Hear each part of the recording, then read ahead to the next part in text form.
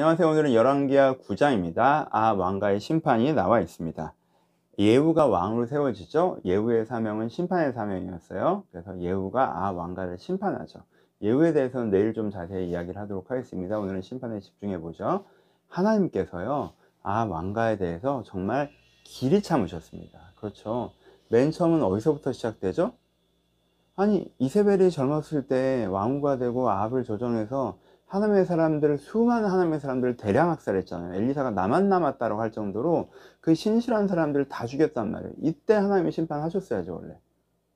그 다음에 엘리야를 통해서 7년 동안 가물을 내리신 다음에 어떻게 해서 하늘에서 불을 내리시고 정말 다시 한번 비를 내리시면서 바알이 신이 아니라 하나님께서 참신한 그들한테 보이셨잖아요. 그때 근데 돌이키지 않고 이세벨이 어떻게 해요? 오히려 엘리야를 죽이려고 하죠. 그때 심판하셨어야죠. 그 다음에 이제 말할 것도 없죠. 정말 수많은 세월 동안 엘리야와 엘리사가 수많은 기적들을 일으키면서 계속 이스라엘 왕가의 회개를 요청하죠. 그렇죠? 사막에 강을 내시고 전쟁에서 승리하게 하시고 정말 문둥병자가 낫게 하시고 엄청나게 많은 기적들을 일으키시고 또 그들을 또 책망하시기도 하시고 권면하기도 하시고 축복하기도 하시면서 계속 그들의 회심을 독려하셨는데 회개하지 않았어요. 그렇죠? 결국 회개하지 않아요. 하나님께서 정말 오래 참으시면서 그들을 변화시키려고 하셨는데 회개하지 않았어요. 그래서 지금 어떻게 돼요? 심판이 결정됩니다. 그리고 심판이 임하죠. 심판이 임하니까 어떻게 해요? 폭풍처럼 한순간에 모든 것이 무너져 내립니다. 9장과 10장에서의 심판의 이미지는요, 하나님께서 심판하기로 결정하실 때 모든 것이 바람처럼 바람에 날려가는 거죠. 이렇게 먼지처럼 사라지는 이미지를 보여주고 계세요. 보세요.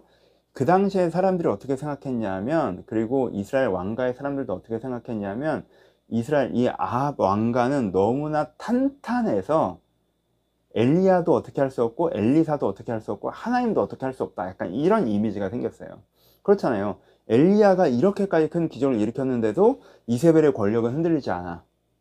엘리사가 그렇게 수많은 일들을 해서 아무도 엘리사를 함부로 대할 수는 없지만, 그렇다고 해서 엘리사가 아합 왕가를 무너뜨리고 변화시키지 못해. 아합 왕가는 아합 왕가야, 이런 이미지가 있는 거예요. 그래서 사람들이 생각하거나 그들이 생각할 때도 우리가 너무 대단해, 이렇게 생각하는 거예요. 그럼 대단함의 그 구조를 좀 자세하게 살펴보면, 일단 이스라엘 왕이 되게 강한 권력을 갖고 있어요. 그리고 전통적인 경쟁자였던 유다 왕도 이스라엘 왕을 형님 국가로 이렇게 약간 섬기듯이 하면서 이쪽에서의 화평, 외교적으로도 굉장히 성공적이었단 말이에요. 그리고 외적인 아라비아가 침입하는 게 유일한 문제인 정도였지 내부적으로는 전혀 문제가 없을 정도로 이스라엘 왕의 왕권 탄탄했다고 해요. 탄탄하다고 생각했어요. 근데 이걸 더 탄탄하게 하는 게 뭐냐면 이세벨이라는 백업이에요.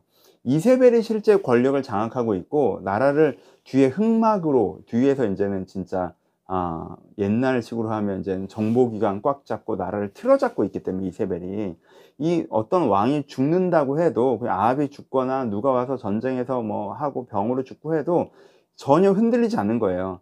그냥 왕권만 강하면 이 왕이 죽으면 흔들려야 되는데, 이세벨이라는 백업이 이 팀워크를 갖고 하는 거기 때문에 안정감을 주고 다음 왕을 세워버리기 때문에 왕권이 완전히 탄탄한 거예요. 그렇죠?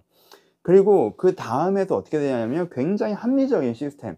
모든 왕은 사실은 내부적으로 서로 경쟁하고 그럴 수 있잖아요. 근데 어떻게 하고 있어요? 70명의 왕자들을요, 어떻게 하고 있어요? 최고의 학자들을 불려서 교육하고 있죠.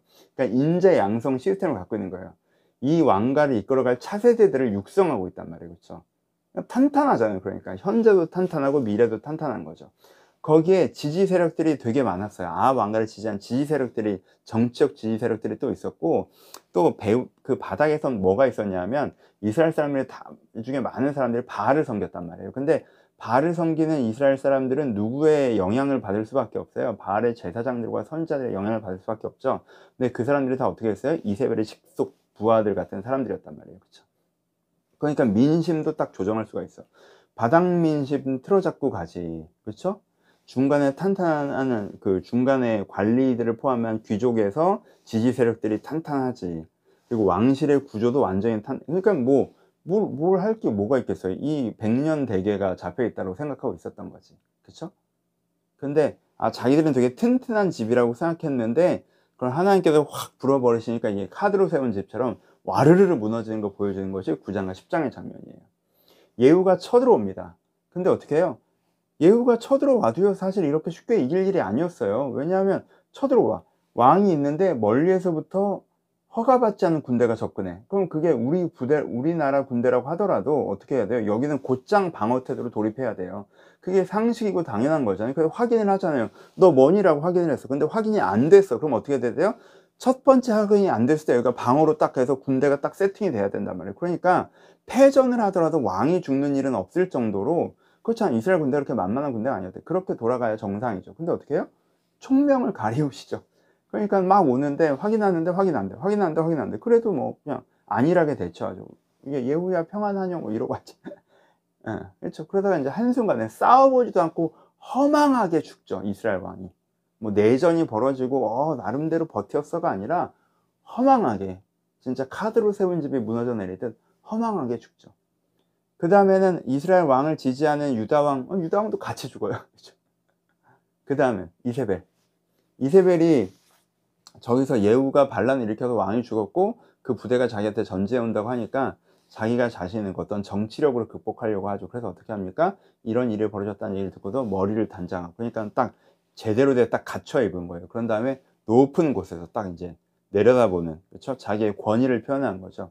여러분, 수십 년 동안 이세벨은요 이스라엘에서 절대적인 존재였어요. 그렇죠? 모두가 두려워하는 존재였단 말이에요. 흑막에서는 사실 이세벨이 모든 걸 틀어잡고 있어. 남편이건 애건 이런 상황이었단 말이에요. 그러니까 그 이세벨이 자기의 그 아우라를 이용하려고 했던 거죠.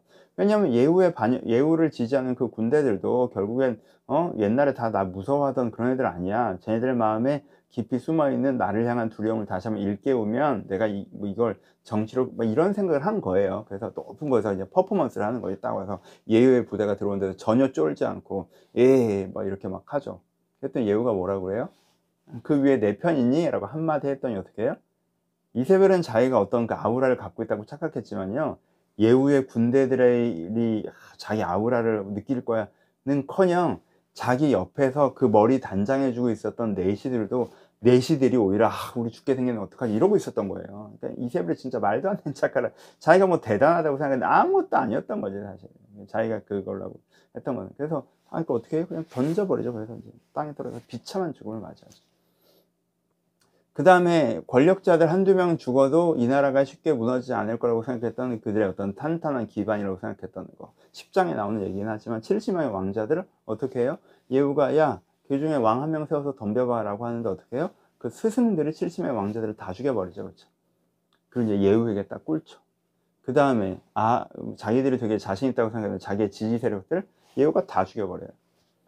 우리의 민심을 틀어잡고 있었던 이 바알의 선지자들과 제사장들 예후가 진짜 박박 긁어 모아서 다 죽여버리죠.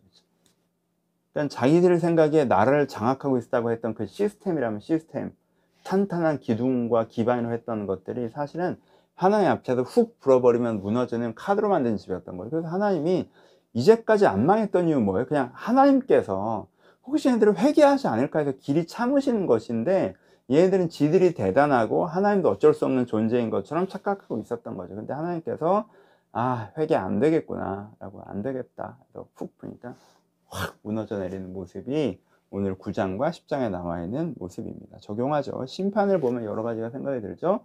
첫 번째는 이제는 안타까움이죠. 아쉬움입니다.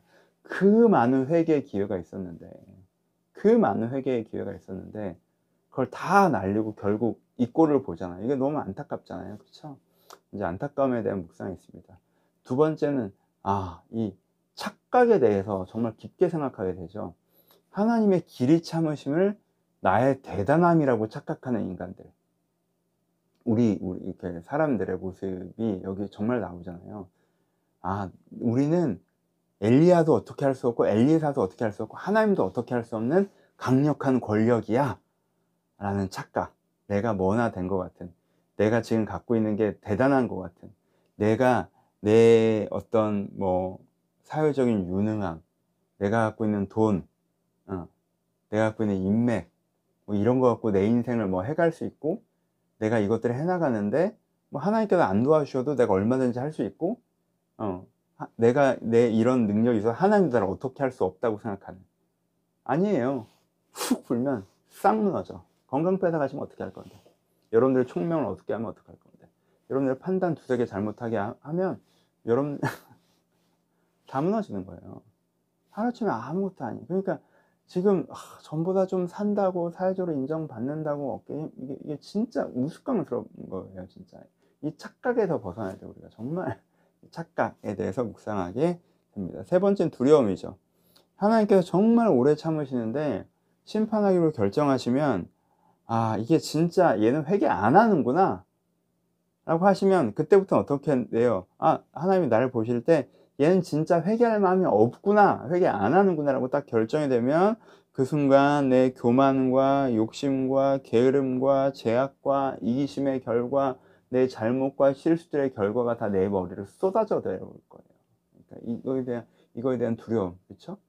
하나님께서 회개하지 않을까라고 해서 참고 계셨는데 회개 안 하면 그러면은 계속 나오는 게 그거잖아요. 나봇의 포도원에 그 나봇의 땅에서 이스라엘 왕이 죽고 그 예언한 대로 이세벨의 피를 걔가 고 이렇게 되잖아요. 그렇죠? 그것은 의인들의 피를 갚으시는 건데 그들이 하나님 그대로 괴롭힌 게 아니에요. 그 공의가 확 작동하면서 그들의 잘못에 대한 결과 그들의 머리를 쏟아지는 거거든요. 근데 우리도 다 잘하고 살지 않았고 우리도 부족한 모습이 너무 많고 우리의 게으름과 이기심 그러면 우리 잘못 두려움이 있죠. 기쁨도 있죠. 반대편에 서면 어떻게 해요? 이제까지 우리가 읽으면서 답답함이 있죠. 하나님 정말 악한데 정말 이 악한 자들 언제까지 이렇게 두십니까? 우리가 불의한 자들이 심판받지 않는 것을 보면서 느끼는 답답함들 있잖아요. 근데 그게 하나님께서 저들도 사랑하셔서 좀 참아보시는 것이지 결국에는 끝까지 저러면 다 심판하시는구나. 제일 좋은 건 악인이 선인으로 돌아오는 게 진정한 선의 승리니까 그러면 제일 좋겠지만 그게 안 되면 하나님께 엄위하신 심판이 있구나라는 것 자체가 우리 가운데 격려이고 기쁨이기도 하죠. 불의의 실패는 우리는 기쁨이기도 하니까 그런 부분들로도 묵상해 볼 수 있습니다. 적용 다시 한번 하죠. 여러분 아쉬움과 두려움과 이런 것들 정말 이제 저는 두려운 본문이에요. 내가 회개해야지 하고 하나님께 정말 회개의 기회를 계속 주시는데 매주 주시는데 내가 그 회개의 기회들을 계속 무시하고 넘어가고 있지는 않은지. 그래 여러분 이스라엘 왕들도 엘리사에게 아버지여 이럴 때도 있고 아합도 베옷을 입고 회개하고 그럴 때 있잖아요. 그런 순간들은 있잖아요. 그렇죠? 그런 순간들은 이스라엘 왕들한테 있었다니까요. 순간만 있고 중심에 회개가 없어서 그렇지. 그러니까 약간 저도 약간 이렇게 몰골이 소면해진다고 해야 되나? 내가 회개하는 순간 그날 회개 기도를 했던 진심 그땐 좀 잘해보려고 이런 건 있는데 정말 그러고 말고 해서 하나님 보시기에 나도 회개의 기회를 계속 줘도 그 기회를 무시하고 있는 사람일까 봐 그렇게도 하니까 약간 그런 부분이 있고 또 저도 이 나이가 돼서 내가 뭔가 아주 작지만 이루어 놓은 것 그래서 내가 이 정도 능력은 있고 이 정도 목회를 하고 있고 이 정도의 사람들의 지지를 받고 여러분들은 저보다 훨씬 더 대단한 것들을 갖고 계시겠죠. 여러분 그거 하나님께서 한 번 불면 카드로 만든 집에 다 사라집니다. 그러니까 그거 갖고 어깨 힘주지 마세요. 겸손에 대해서도 묵상해 보셨으면 좋겠고요. 여러분 악의 성공을 부러워하지 마세요. 하나님께 결국엔 다 불어버리십니다. 하나님 원하시는 건 악인 성으로 돌아오는 게 진정한 선의 승리이기 때문에 참으시는 거지 정말 그렇게 되신다는 거 하면서 악의 성공을 보면서 실망하고 뭔가 세상이 불의한 것 같다 하나님 없는 것 같다 이런 착각하지 마시고 그러면서 그러니까 나도 어쩔 수 없지 악한 거 따라가고 절대 그러시면 안 된다는 거 이 본문을 통해서 다시 한번 마음에 새기셨으면 좋겠습니다. 다양한 측면들이 있죠. 읽으시면서 함께 주시는 마음대로 묵상해 보셨으면 좋겠습니다. 감사합니다.